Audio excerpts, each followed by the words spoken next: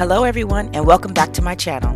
Today I'm going to discuss compromising versus settling for less. And I'll tell you, it is a fine line. But before I get started, please hit that like button and subscribe to my channel. I would greatly appreciate it.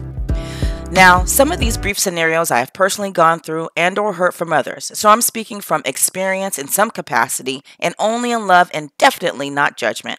Also, this is just my perspective, not the final authority for all things dealing with bullshit. It's merely my opinion. So let's get started. Oftentimes, which is entirely too many I hear, he or she doesn't treat me the way I should be treated.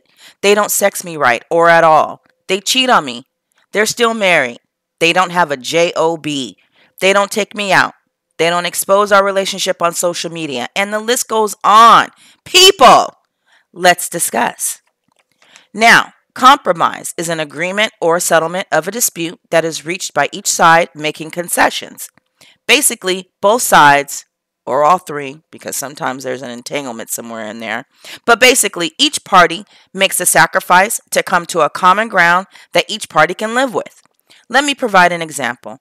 If you have a man who is cheating and he states he cheats because you don't give him sex, well, logical compromise would be that he stops cheating pending she gives up that cat more often than not. She has to sacrifice her body to please her man and keep him happy.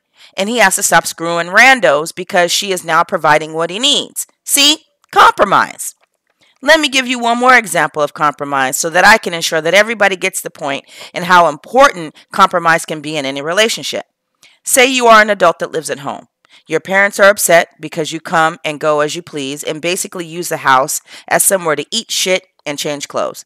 They are unhappy because this ain't a hotel and you need to have some respect, damn it. Well, the child decides to pay the parents' rent every month, which will afford them the freedom they desire, and the parents at least feel like they are getting paid for their troubles. See? Compromise. So now that we've established that compromise is a joint effort, let's delve into settling for less, because it is a huge difference. An example would be you're dating someone, things are going good at first, as they typically do. Then all of a sudden, you find yourself unhappy because of whatever reason. You discuss it with your partner. You adjust yourself to make them happy, but they never adjust. This, my friends, is what happens when you settle for less. Now, do we expect people to make a 180-degree turn overnight? Of course, but that would be unreasonable, right? Let me just make this disclaimer that there are things that shouldn't be tolerated and sometimes does not require compromise, such as a person abusing you mentally, physically, emotionally, or financially.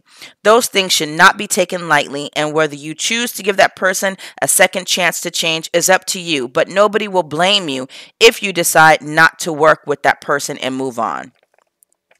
When we provide adequate expectations on people, we expect to see changes.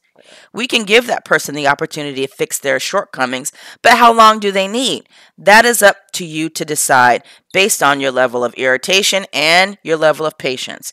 It is imperative that you provide timelines. A person needs to know when their time is up. If you haven't done XYZ by this time, I have to cut ties. This establishes a feasible expectation for that person. Say your partner is a cheater and you state, "Do it again and I'm gone." That lets the other person know, I cannot do it again at all ever, or I lose access to my boyfriend or girlfriend. If you have someone who isn't pulling their financial responsibilities and you state, "Starting in 3 months, I need you to start paying half of the rent," they have an idea to work with. When we make blanket statements, it leaves the interpretation up to the offender, and the changes may never happen. Also, sometimes we have to see a person for what they are as well. If we put unrealistic expectations on someone who we know is incapable of delivering, then we are setting ourselves up for failure. To expect someone to perform in a manner in which they simply cannot is counterproductive and can be extremely frustrating for you. In this moment, it is in the best interest to cut ties because they simply cannot provide what they do not have or do not desire to have. When a person remains, despite of mounting evidence that that person cannot or will not fix the issue, that is simply settling for less. Let me show you a personal experience. I met a guy online, dating site. We spoke over text and phone for about 3 weeks. We had the best conversations. I mean, we spoke for hours each night. So eventually we met up to shoot pool and have drinks. Next thing I know, we're seeing each other practically every day or every other day, and it was amazing. But by the end of the first month, I realized that I was paying for all our activities and that this person was quite older than me. He was staying over almost every evening, every night, eating my food, watching my TV, and drinking my liquor without contributing a thing. So at that 1 month mark, I brought the situation to his attention and expressed that I needed him to step up more and show me that he wanted this. I wanted to be honored and not feel used, basically. So by the second month, no changes were made, and at that point, he couldn't even satisfy me sexually. The last straw was when he expressed that his mother was coming into town, and since his place was smaller, he asked if she could stay with me. I excitedly said yes because I thought he would be my future, and I wanted to make a good impression. He then went on to ask if I'd keep his mom occupied while he hung out with his friends for the weekend. At that moment, I knew I was being played for a fool. Not only did I give him 30 days to prove his love, but he also had the audacity to burden me with more circumstances that were only beneficial to him.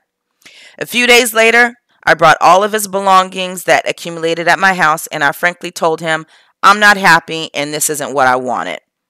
He was quite speechless, and I left. Now, did I miss him? Yes, of course. But I knew that someone at his age was set in their ways and could not provide what I needed in a long-lasting relationship.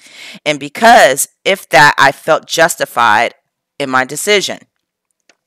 I have often wondered why in the past others or myself have settled for less. I believe there are a myriad of reasons, such as low vibration, which is attracting that which you are yourself, low esteem, trauma bonding, and the list goes on. I will definitely dive deeper into that in another video, but I wanted to just plant the seed of what's acceptable and what is not. Love yourself enough to not settle. If that situation does not progress, whether it is to be in an intimate relationship between parent and child, your supervisor at work, your friends, you have to love yourself enough to walk away if compromise is not an option. So let's have some dialogue, you guys. Go ahead and post your worst story where you settled for less. And I also want to hear a good situation where you compromised and things worked out for the best. I need others to know that we are out here in situations, but we are overcoming, and this is how we got out of it. All right. So folks, I appreciate you for listening. Please like and subscribe. It truly makes a difference. Yeah. Peace and blessings.